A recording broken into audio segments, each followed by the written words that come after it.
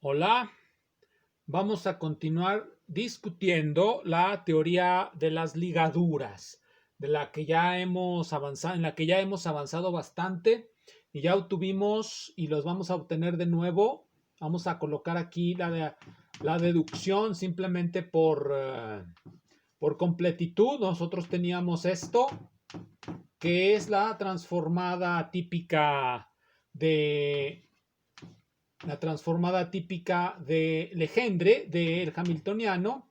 Entonces, colocando la variación, pues obtenemos algo muy sencillo como lo siguiente.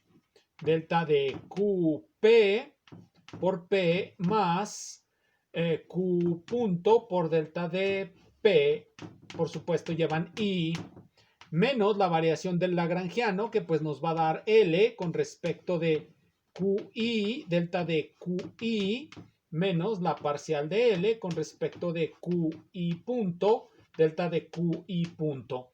Esto de inmediato, este es por supuesto el momento canónico, este de aquí, por lo tanto este con este se van, y nada más nos quedan esos dos términos que son los que van a resultar importantes en lo que sigue. Entonces vamos pues a borrar esos términos, los que ya se fueron, este, y nos vamos a quedar únicamente con los términos que van a resultar relevantes de PI punto. Entonces borro este aquí y le pongo menos la parcial de L con respecto de QI con delta de QI. Ya desde aquí se ve pues que la función de Hamilton nada más depende de P y de Q. Gracias a las ecuaciones de Lagrange, se puede escribir de la siguiente manera. Q delta de PI menos PI delta de QI. Entonces tenemos eso. Para terminar de escribirlo, simplemente el hamiltoniano también lo podemos desarrollar y nos va a quedar pues de la siguiente manera. No hay nada de extraño en este desarrollo del hamiltoniano. Entonces queda así. Entonces podemos factorizar simplemente lo pasamos para acá, lo factorizamos con Q punto, me va a quedar menos y va a quedar más con un menos aquí. Vamos a escribirlos para que podamos seguir avanzando. Entonces va a quedar así. QI menos la parcial de H con respecto de PI, delta de PI, menos PI más la parcial de H con respecto de QI, delta de QI. Como ya dijimos, estos se van a mover sobre la superficie generada por las constricciones. Entonces, esas constricciones pues van a tener variaciones dadas por algo así, delta de QK más la parcial de phi con respecto de PK, delta de PK, así. Le podemos poner aquí las K's mejor porque aquí tenemos I's y aquí van mejor las I's. Entonces, teniendo esto y recordando uno de los razonamientos que hicimos, que esto debe de ser proporcional, esto debe de ser proporcional a una combinación lineal de estos y esto debe ser proporcional a una combinación lineal de estos, pues llegamos a nuestras ecuaciones, canónicas constreñidas, que vamos a colocarlas aquí. Este fue un simple recordatorio de lo que ya vimos en otros momentos. Entonces, QI punto va a ser igual a la parcial de H con respecto de PI punto más sumatoria por M, nuestro multiplicador de Lagrange. En este caso, pues le llamamos así porque así se le conoce, delta phi con respecto de X, con respecto de PM.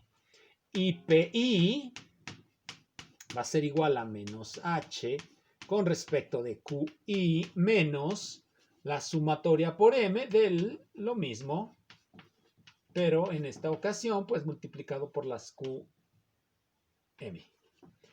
Así pues tenemos nuestras ecuaciones constreñidas hamiltonianas. Estas son las constricciones y se parecen mucho simplemente a haberlo hecho simplemente diciendo, pues vamos a poner un multiplicador de Lagrange. Eso es lo bonito de todo esto. La justificación analítica, pues ya más o menos la vimos. Ahora, a esto hay que añadirle todavía las ecuaciones de constricción que aquí están. Estas ecuaciones de constricción, como ya dijimos, van a definir una subvariedad y nosotros queremos que esta dinámica generada por estas ecuaciones también esté contenida en esta intersección de todas las superficies. Vamos a hacer un dibujito y luego volvemos sobre nuestras ecuaciones de qué es lo que queremos decir con que queremos que esté ahí. Miren, nosotros vamos a tener aquí una constricción. Vamos a suponer que esta es una constricción 1. Aquí tenemos otra constricción, la constricción 2. Evidentemente, solamente en esta región se puede satisfacer la situación porque es la intersección de unas y otras. El hamiltoniano, obviamente, es otra constricción y aquí está. Entonces, en esta región y solamente en esa región, nuestras ecuaciones van a definir una dinámica. En todas las otras regiones, pues, no la satisfacen. Entonces, estos también deben de ser una cierta forma de integrales del movimiento, exactamente como lo es el hamiltoniano. Por lo tanto, nosotros vamos a calcular para cada constricción su derivada total. Y al calcular la derivada total, vamos a llegar a la siguiente ecuación muy sencilla para cada una de ellas, pues, con ayuda del corchete de Poisson, lo escribimos de esta manera. Y esas van a ser, esta debe de ser igual a 0, porque dijimos es una integral del movimiento. Sobre ellas se deben de mover las trayectorias. Entonces, tenemos la siguiente ecuación, la voy a escribir otra vez, ya sin eso. Después de esa explicación que, bueno, fue un poco apresurada, pero es efectivamente... Para cada constricción vamos a tener la siguiente ecuación. Esto de aquí, así. ¿Por qué? ¿De dónde salió esta ecuación? Lo voy a reiterar. El hamiltoniano es una integral del movimiento y sobre esa integral del movimiento van las trayectorias. Cuando imponemos constricciones, el hamiltoniano en algún punto se intersecta con esas constricciones y por lo tanto las ecuaciones del movimiento, las trayectorias que definen, están también contenidas en esas constricciones y por lo tanto deben de ser pues integrales del movimiento, las constricciones, al igual que el hamiltoniano lo es. Entonces deben de satisfacer esta condición. A partir de la reflexión sobre esta condición, Dirac va a introducir varias distinciones. Vamos a empezar pues estableciendo qué puede pasar cuando se impone esta ecuación. Dirac distingue 3 casos. El trivial, lo que llama constricciones, lo que llama ligaduras secundarias. Aquí introduce ligaduras secundarias.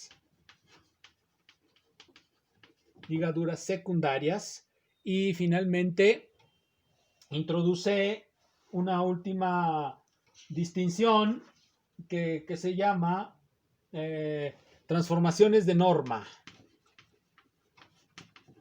Transformaciones de norma. Esta es la última distinción y es la más interesante dentro de estas teorías. Por eso esto se llama, las teorías de ligaduras implican transformaciones de norma. No siempre, a veces se nos dice que si un sistema hamiltoniano está constreñido implica la existencia de transformaciones de norma. Bueno, no.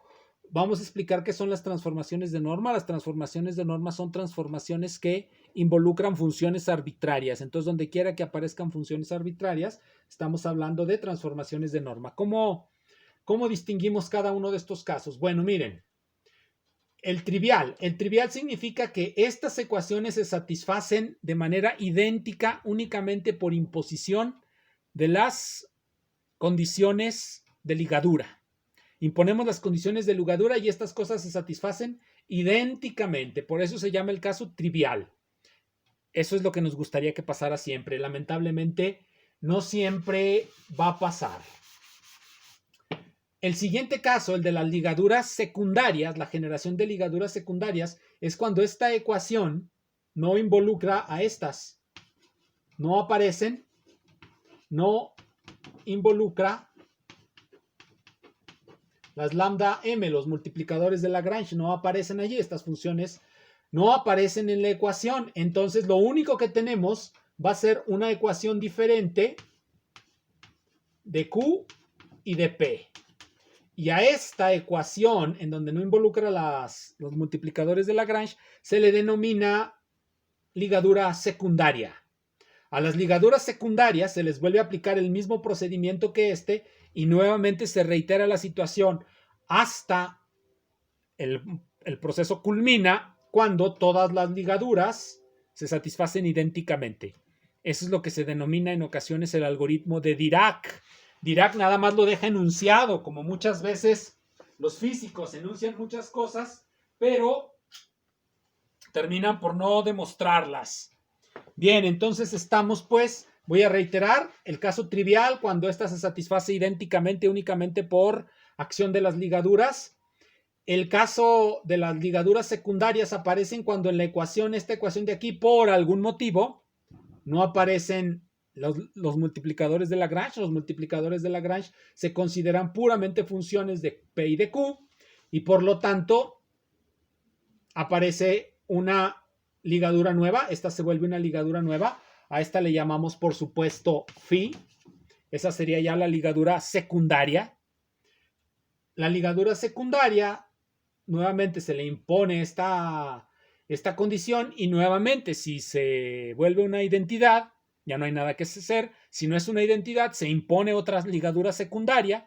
En el siguiente proceso, esta se vuelve primaria y la otra nueva ligadura se vuelve secundaria. Por lo tanto, es un proceso reiterativo que se denomina, como ya dije, algoritmo de Dirac. Eso puede ocurrir, hay que tenerlo presente. Bien, entonces hay un caso más, que es el caso de las transformaciones de norma. Vamos a escribir esta ecuación de la siguiente manera. Lambda m, que multiplica, aquí vamos a poner unos coeficientes, más, aquí vamos a ponerle a esto el vector. Vamos a poner b para no... Esto es un sistema de ecuaciones lineales en el que nos preguntamos si se puede resolver de manera única este sistema. Es un sistema de ecuaciones lineales. Voy a escribirlo de nuevo, simplemente para verlo. Lo voy a escribir de la siguiente manera. M, A, I, M, lambda, M va a ser igual a menos BI.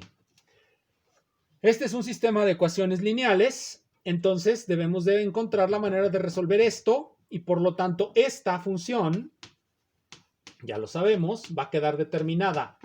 PQ no es una función indeterminada, nos va a dar una solución a este sistema de ecuaciones lineales.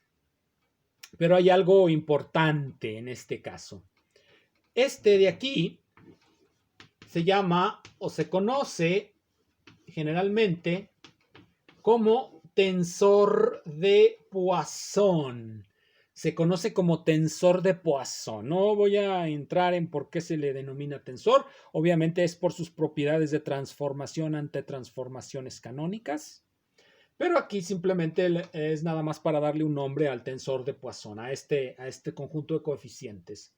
Dadas las ligaduras, podemos colocarlas ahí y pues tenemos un sistema de ecuaciones lineales que pues pueden tener o no una solución dependiendo de la naturaleza del tensor de Poisson.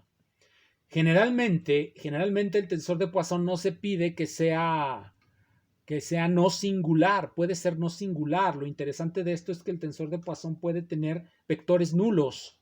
¿Qué significa que tenga vectores nulos? Bueno, pues significa que existen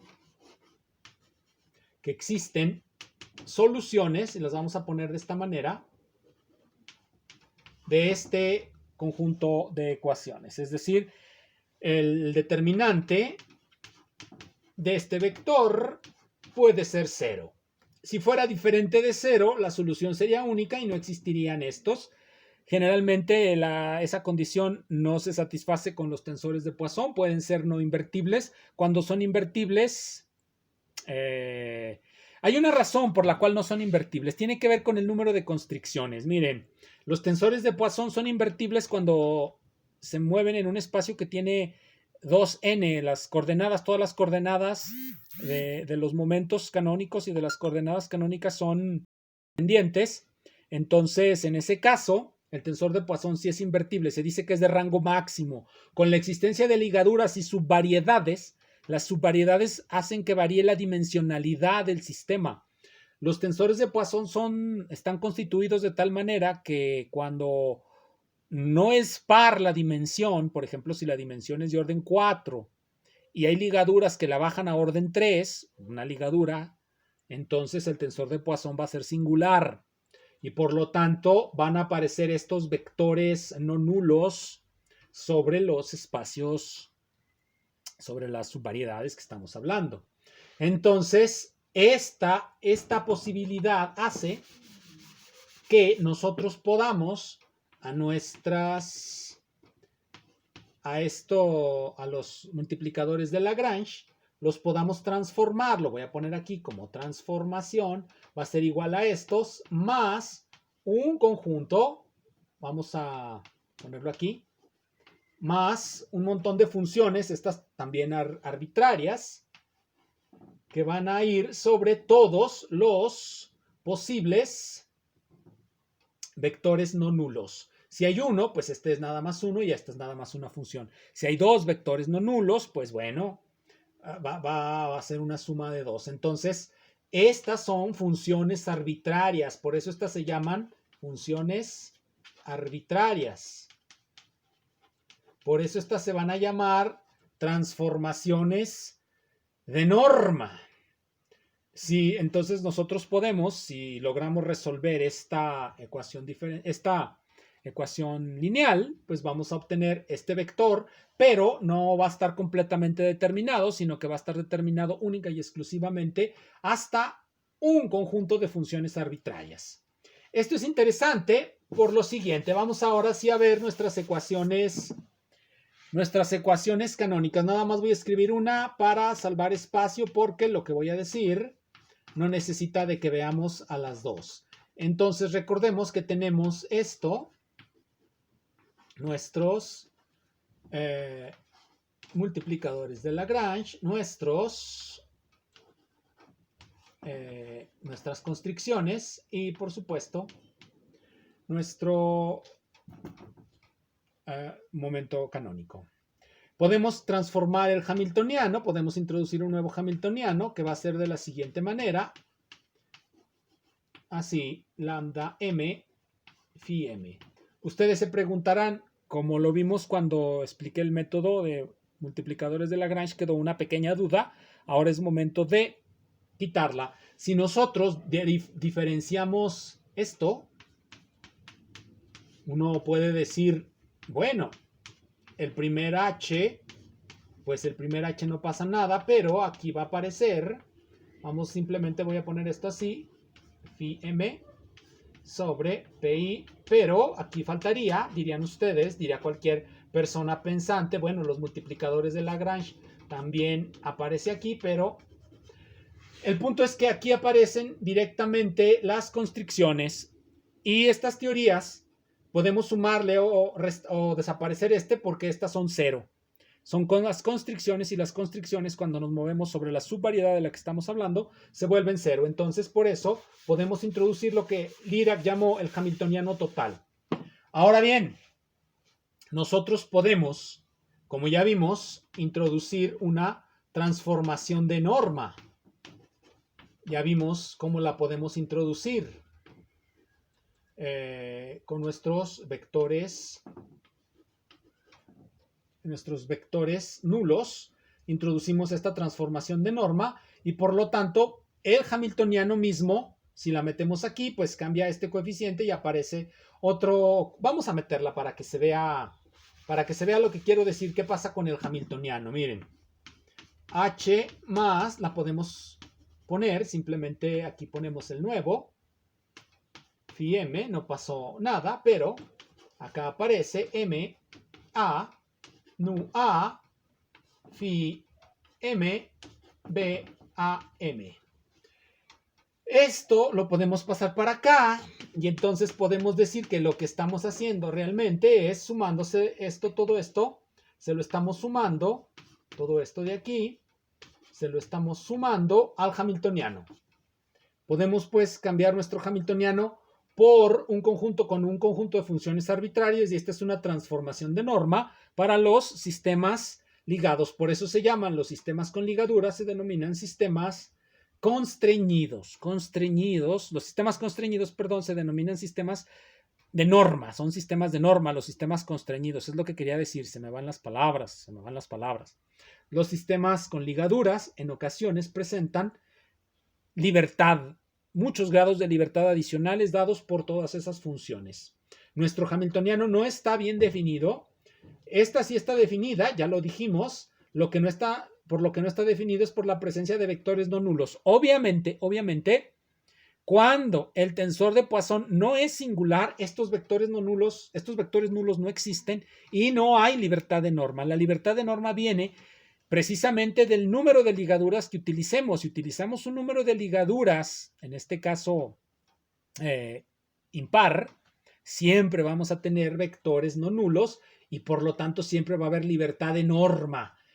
Podremos hacer transformaciones de norma sobre nuestro hamiltoniano sin que la dinámica se altere. Esto es lo que hace que se llamen sistemas de norma, como en el electromagnetismo. Y precisamente Dirac va a introduce este formalismo para poder hacer una cuantización del campo electromagnético. Muchísimas gracias.